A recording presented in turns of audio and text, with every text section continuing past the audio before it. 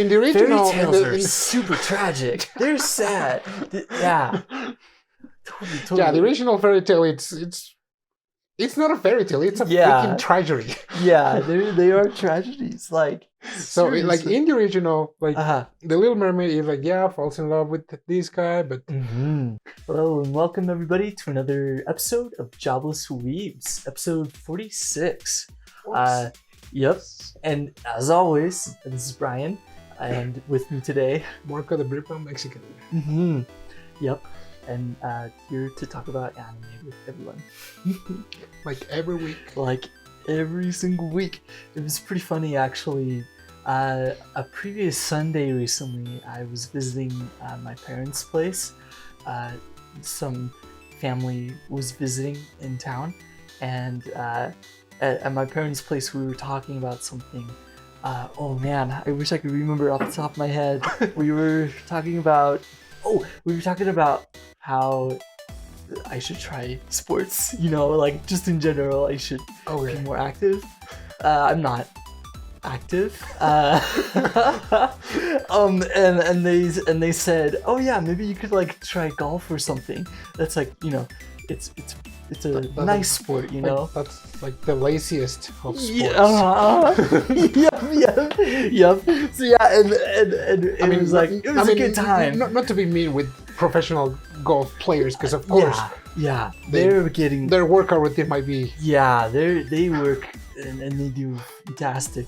But it was pretty funny because then I was like, oh yeah, I'm watching a golf anime right now, and then they were like, oh, there it is, the anime reference or whatnot. So yeah, this is very funny. Excuse me, family. Do you have some time to talk about our Lord and Savior Anime-kun? Oh yes, anime. Oh no. Oh wow, Anime-kun. Yep. So yeah, it was very good. The both of us recently watched a new anime that came out recently called Bubble. It was released on Netflix, and it's a feature-length anime, just under 2 hours, I believe. I believe so. Yeah, that's right. And so today, we'll kind of explore that topic about Bubble, and specifically the value that's in there, and really the value of anime in general, I think. What did you think of Bubble, like when you watched it? It was about 2 weeks now, though. By the time this comes out, around 3 weeks. Yes. 2-3 weeks. Oh yeah. But it was good. I liked it. I mean, not my favorite, but I really liked the extreme usage of colors. Yes. Oh, there lots of colors. Like supernatural. Yeah. Chromatic colors almost. Yeah, the colors were all over the place, and it's not like it didn't feel right, because it did. It's just like the story revolves in kind of like not apocalyptic, but in a way a destroyed Tokyo. Yeah. So rather than looking like gloomy, dark, mysterious, what you expect, or more like energetic and spontaneous. So all those colors, and also the reason, because there are like 2-3 adults in like the whole city. Yeah. And all like the rest of the people in there are just like teenagers. So it also kind of like irradiated like the energy of these rebel teenagers that chose to live in a destroyed city that pretty much threw all the physics laws out of the window. Yep. Like gravity? No. What's that? We'll throw it out. Not needed. Yeah. Oh yes. Oh yes. Yeah, you could even say it's like post catastrophe. Right. Yeah, post catastrophe. This weird event happened, like bubbles started falling from the sky for some odd Right. reason. Uh, Add one more thing to your list of fears. oh, yep. Like Uh-huh. something cute? Uh-huh. Well, let's see That's if you my think fear. they're still cute when they're destroying like an entire city. Yeah, like stuffed animals. Check mark from some magical girl show that ruined my life. Oh man. But yes, um yeah, it was quite like it turns things on their head. Um Tokyo is almost sunk. Well, it is sunk, but not quite entirely covered. There's a lot of buildings that are still like standing, but they're crumbling, uh, which is dangerous. But yes, there are no adults in this show except for those three, as you said. That's right. Makoto, Shin, and then um, who's that other?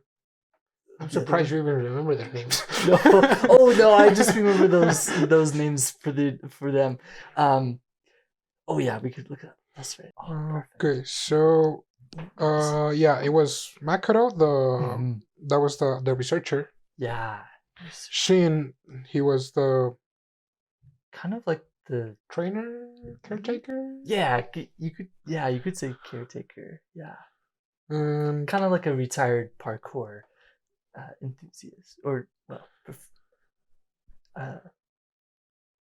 the other one was like the leader of the Kanta Mad Lobster team.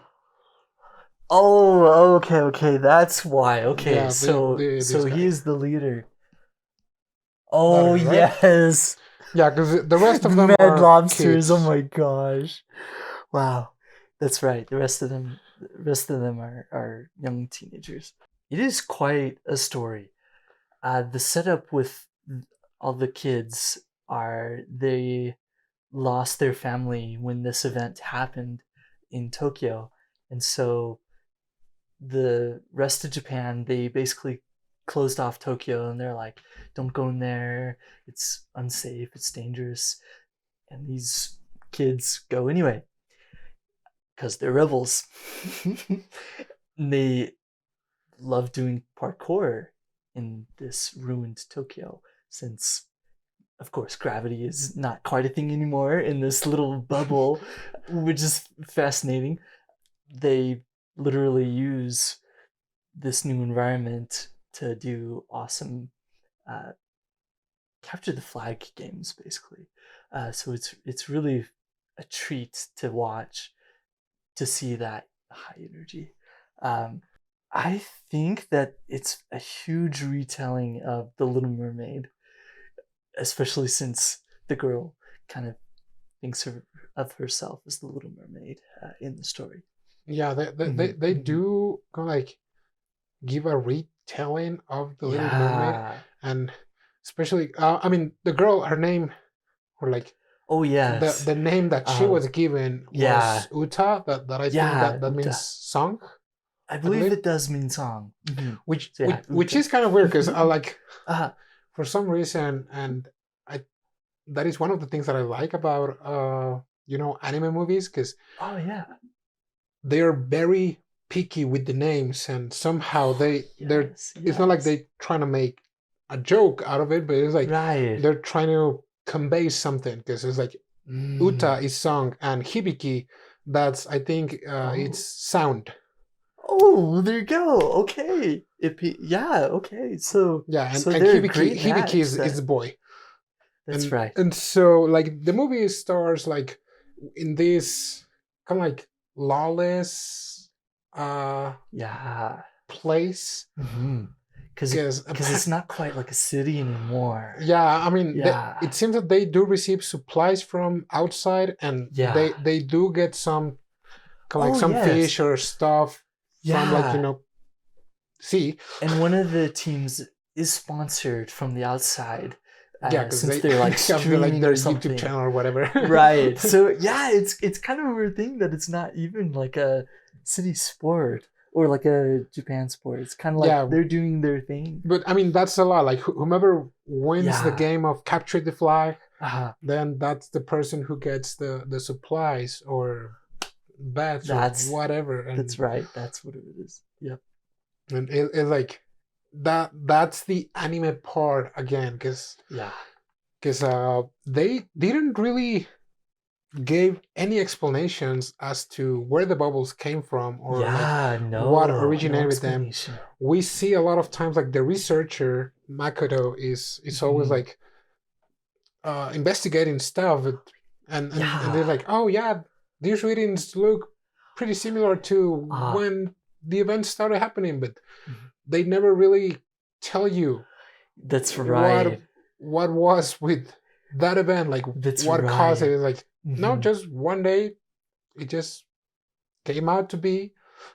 Yeah, they appear out of nowhere, and the vortexes, like, whoa, a pretty cool like scientific idea. But yeah, they put that in there, and then for some reason these bubbles, like the evil quote unquote kind, can like use them to like fight the humans near the end in the climax of the movie.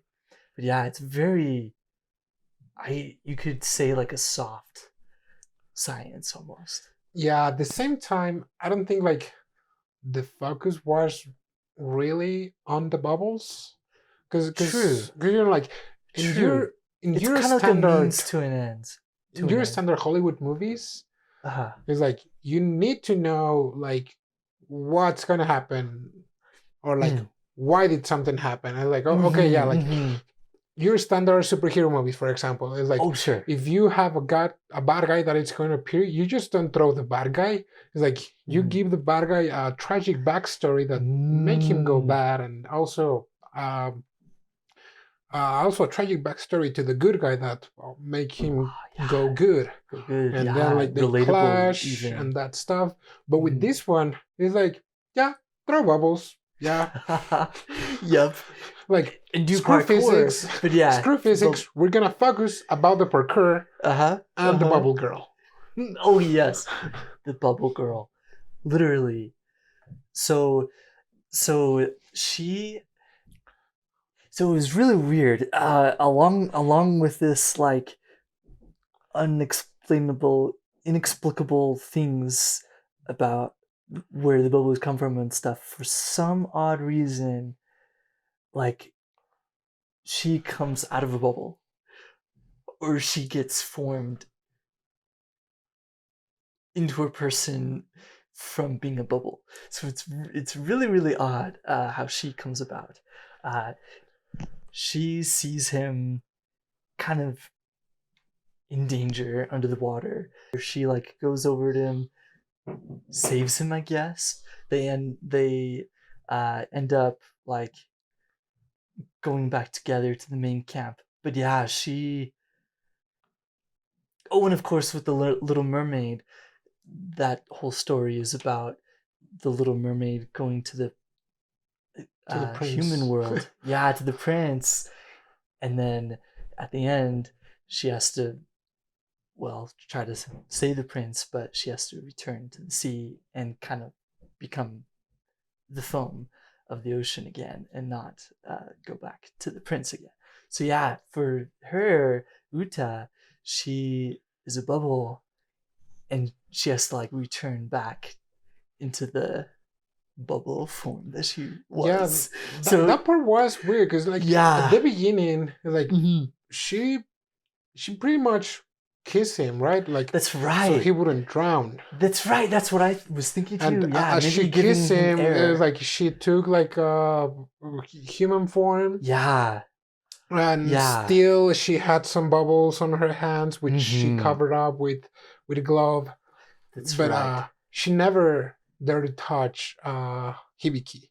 Yes, she always shies away. And then like almost after the climax, we see why she never dared to touch him, because when he grabs her arm in the game, it totally just foams away her whole arm. Yeah, that was so like the crazy. Little Mermaid kind of part. Because like I mean, I'm not really talking about like the Disney, right? Like, because this is the original where the Little Mermaid does die, basically. Right, like yeah, in the original, fairy tales are super tragic. They're sad. Yeah, totally. Yeah, the original fairy tale, it's not a fairy tale. It's a freaking tragedy. Yeah, they are tragedies. Like, so like in the original, like the Little Mermaid is like, yeah, falls in love with this guy, but but she cannot be with him or whatever. Like long story short, is like at the end, the Little Mermaid dies trying to save the prince. Yeah, that's right. That's right. That was the price, right? And with this one, I was like, yeah, let's do the same. Yep. They did do the same because they do introduce, and that was also another weird part, kind of like an evil bubble, which Uta like call her sister. That's right, Nissan. Yeah, so his sister is basically calling her back into this bubble world dimension to like come home, basically. Yeah. Not in words though. Kind of like a song. Right? Is that? Yeah, I kind of got that feeling that it was like communicating through song. Yeah, and by this time that she is trying to kind of like negotiate with her evil sister, the Hibiki goes there and he's trying to save her, but it's like, but she's disappearing, and when he notices that she's disappearing, like she's trying to save him from her evil sister, and kind of like fighting, and that part was like, I don't know what's happening here, but the color palette is amazing, and the soundtrack is also good, so I'm not gonna complain. I'm just gonna watch it. oh yes, yes, definitely one of those like, it's very actiony, very colorful, and like, and then maybe a tear or two when she is foaming up at the end. Yeah. Oh yeah. Yeah. Oh man. Yeah, that part was like, are you guys at least gonna like let them in together, or I don't know, a little kiss, something? Well, we didn't quite get anything like that, though at the end, apparently, well, of course, Hibiki is still playing parkour, capture the flag style.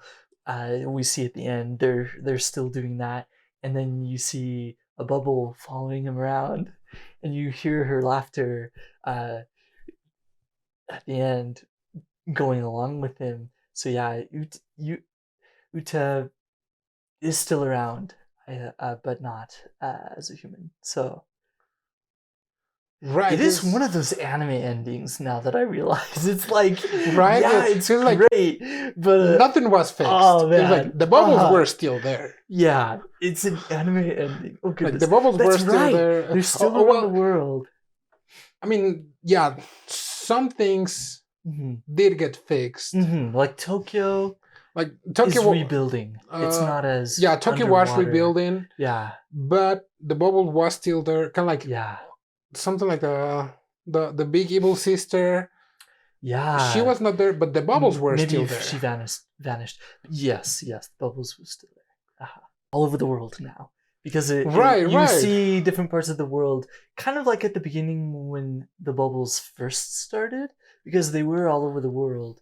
It was only because Yuta was drawn to Hibiki in the Tokyo Tower at the beginning when Hibiki was a child, saying, "It's you, I can hear your song," when Yuta was in her bubble form. So I think that was when Tokyo got enveloped by this bubble because of that interaction. The evil sister probably didn't like that, and that's why she exploded Tokyo. Maybe that's the animal, like, I think reasonable explanation. Maybe. And then after that was solved, it went back to all over the world. So yeah, it's still there, which is a very open-ended thing. It's like it's solved, but the phenomenon is still around. Yeah. Kind of like really, the only thing that got fixed was Hibiki's behavior and like his overall persona. Yeah, he used to be very closed off from the world. He would wear headphones, like noise canceling headphones. Yeah, noise canceling. That's right. Because originally, when Tokyo was as it is, the noise was too much for him. Mm-hmm. Yeah, so I mean that really caused him to be an annoying brat. Yeah, he doesn't want to do at the eyes of others. Meetings. Yep, he's like he chooses not to hang out with people and have dinner. And yeah, like when you're watching, you see the team like all like, "Hey, Hibiki, you're out when Yuta is around." So yeah, he's definitely changed. Yeah, just him changes his ways, because it's not like he was like a dramatic change. It was just him stop being. I mean, it's not like he was a jerk. He was a bit of a jerk. A little, maybe. But it was like his change thanks to Uta. Yeah. Or like all the things that he experienced, because it was really like a couple days, right? It wasn't really like... That's right. It was like very few days. Yeah. Now that I think of it, it may have been only a few days. Wow. Kind of reminds me of I Wanna Eat Your Pancreas. Yes. You know, like the main character also. Yes, she had a gloomy guy, and then yeah. At the end, he turned out to a new leaf. But there were some bad things happening there. Yep.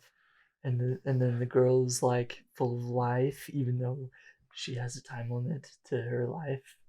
Like her death is coming, but she's full of life compared to the main character. Yeah, very much like I Want to Eat Pancreas. I don't want to remember that. Yeah, it's too sad.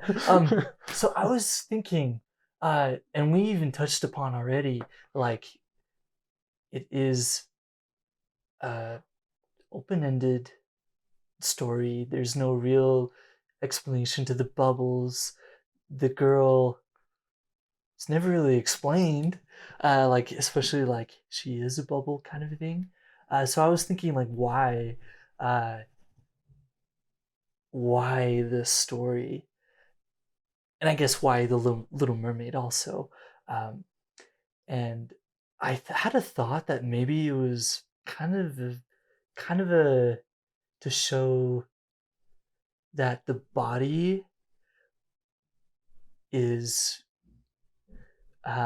transient, or something along the lines of not long for this world, or not like part of this world kind of thing, like the body is, but that the essence is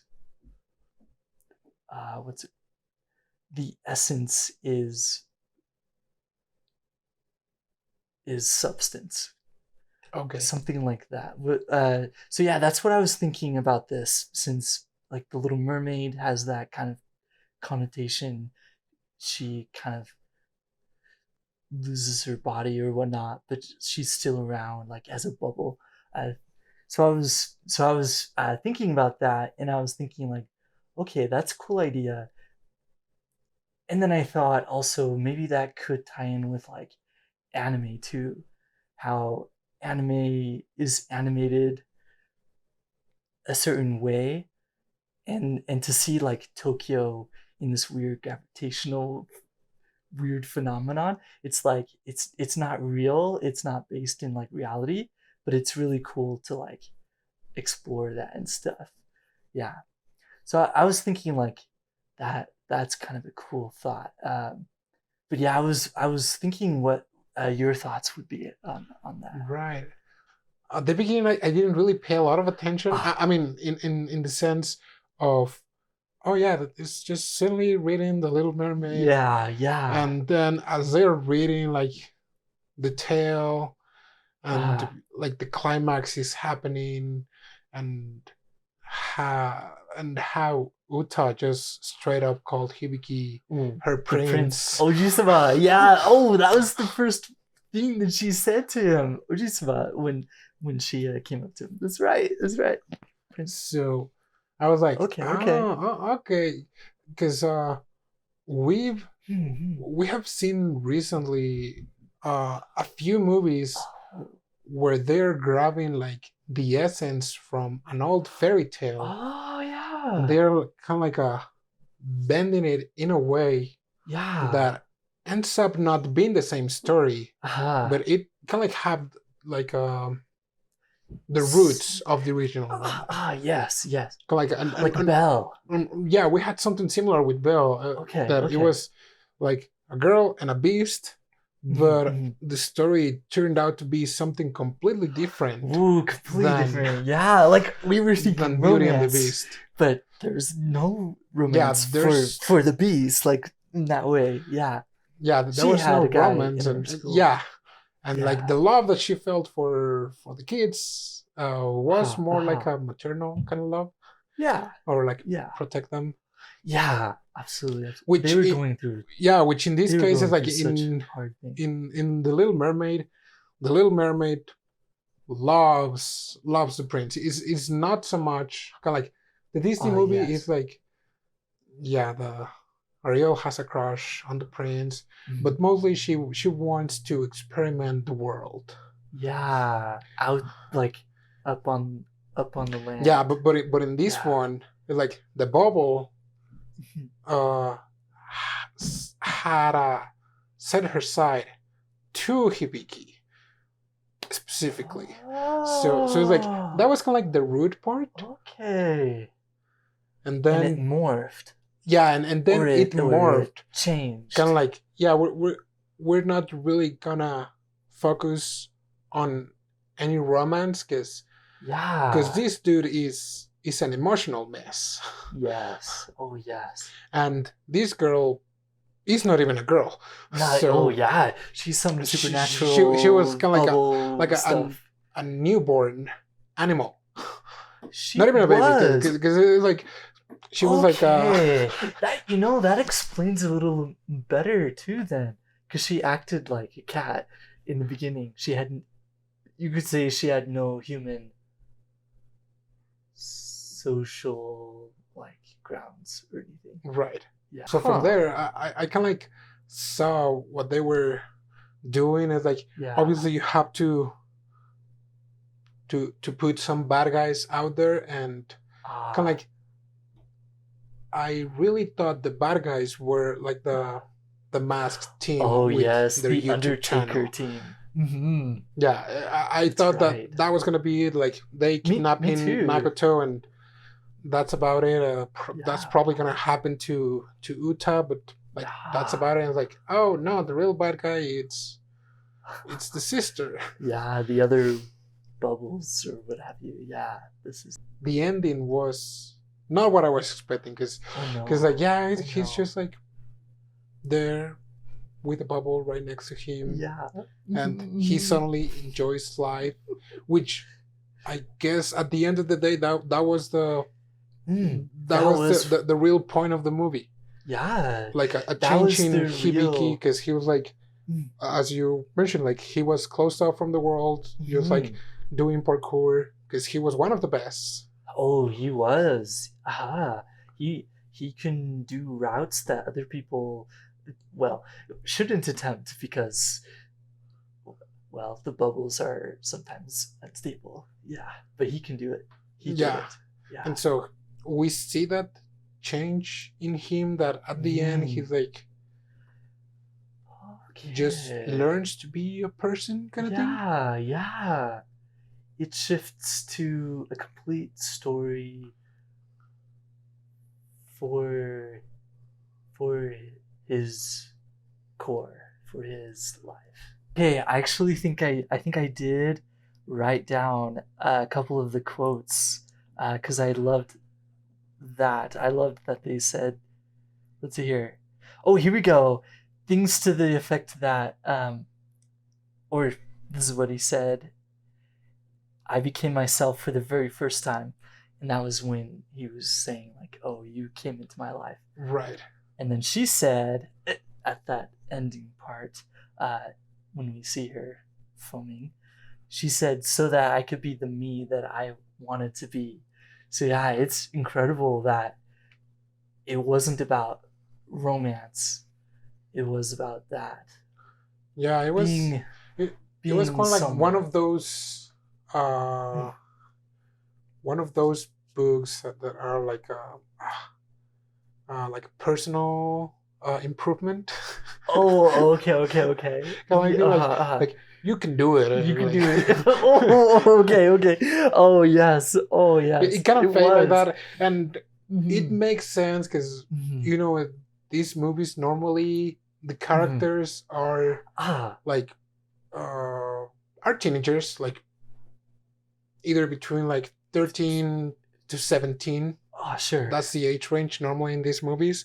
Oh, and yeah. That is so great because the versatility of the characters. Yeah, since they're with that young. Age is like it's just like a roller coaster of emotions. They're either energetic so or sad or whatever, but they are very expressive, or like they make it show. Yes. It's not like when you're an adult, it's like if you're feeling crappy, it's like suck it up. You just power through it. You know, maybe that's why there aren't as many. Well, I mean, I guess what I was about to say would be a generalization, but that makes sense to me. Adults have an expectation of like you live life the way that you think you should, but sometimes when you're young, it's not that way. Yeah, kind of like the idea in general of adults or adult life. Who even knows? Yeah, but yes, it's like we don't really know what's going on with our lives. But it's like the general idea of adults is like, they have their act together, and they always say like you have to grow up.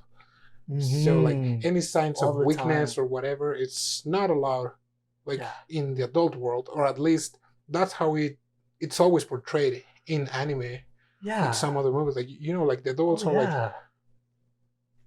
Right. Like there. Right. They don't really change. Their persona is already set. Like they can be grumpy or they might be energetic, but you have the adults there, and with the high school is like you always have this versatility because that's incredible. I mean, it's so easy to work with them, and at the same time it's so hard to really give them like an identity. Yes. Because I mean, just the name sound Hibiki is you would expect something more like the type of person he was at the end of the movie. At the end, because like a sound is like something that you can hear. Yeah, maybe it's and before it was like more like silence, and like we're going very philosophical here, but right, yeah. I like that explanation. It's like maybe even a contained sound. Yeah. Compared to what it's like and until a song Uta showed up, then you could hear the sound. She was full. She had a full sound. She had her song, you could say. Oh yeah. That was the philosophical part. That is the it is. Wow, that's incredible. Wow. Yeah, I think there's really something to say then about this because of those things, that it it shows like value in stories itself too, stories in general. But yeah, oh man, I love thinking about why they did that. They did those things in Bubble. Yeah, and That's fascinating. my conclusion. The sound and go ahead. Oh yeah. I was about to say. I was thinking also that her song and their names too also kind of go into that whole idea of mermaids and sirens with having that sound and song, that you have this, you have something like in Greek mythology, it's like yes, the siren song. It draws you in and lures you in. Yep, the unsuspecting sailors. So yeah, I thought that was another really cool connection, and they were drawn together through song, through the sound. So yeah, it's definitely so. Yeah, so this anime, it has so much. It has references. It has kind of like it kind of has like romance, more to the effect of liking somebody else. It has a little bit of adventure, and of course a little bit of like adventure storytelling, but also a bit of music and sound. So yeah, it has a lot for a lot of people. Yeah, I mean, if we were just going to talk about like why people should watch this, is like, oh yeah, the animation is good, like the camera angles. Oh yes, I can just imagine how hard like the animators work. Oh yes, with all the moving parts. Just the movement of the bodies, it was very smooth. It was like, it was, because it is very much about that. Every character is like always moving and yeah. They were not like jumping around, shot by shot pictures of like, it was like clear movement and smooth movement. The soundtrack is great. The colors are amazing. It's like a ton crop of colors. Yep. You could even say like iridescent at times. Yeah. The bubbles especially. And the story itself, it's a simple one. Yeah, it's a simple one. Yeah. Pretty simple with. Yeah. I mean, we've said a lot of times, like, simple is best. It is. It is. Because sometimes if you try to add or explain a lot of things, that would have probably made the movie at least an hour longer. Oh, yes. And if that's the case, it's just like, explaining the bubbles. Like, just too much. Then just turn it into an anime and throw different episodes. Yeah. Oh, yeah. 12 episode series or something. Yeah. But yeah, as it is. But if you just want to focus in one point, which in this case was like how Hibiki became his true self. Yeah. Like, just became just the movie. Like, you don't really need to explain the lack of physical loss. Just say that something happened and the audience will know. Is like, it's an anime. We don't need an explanation. Exactly. Yeah, better left out entirely. Yeah, like, probably something happened, like some anime stuff, science thing. Well, really, if you really want, you can pause the scenes where Makoto is looking at the research stuff, but even then, I doubt there'd be much to glean from that. Right. Yeah. But other than that, like, if you want scientific explanations, it's like, why are you even watching this? It's like, but if you were trying to look for the life changing experience that a kid had, it's like, just enjoy that. Yes, dive into this one. That's what they don't make movies with adults. It's like, Yeah. It's like No. it's gonna be boring, and Yeah. adults cannot make parkour. It's like we saw the guy, the only adult doing parkour, and he lost his legs. So. Oh my! Oh yikes! Yeah, maybe there's something there. Oh man, I'm getting too old. Fascinating. We should practice more golf. Yeah, exactly.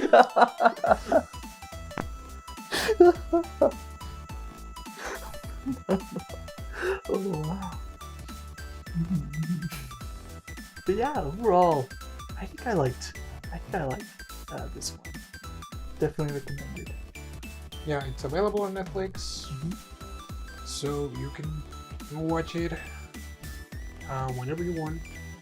But it's a good one if you have nothing else to do, and if you're wondering what to watch, go watch Bubble. Well, thanks for joining us today on another episode of Jobless Weebs.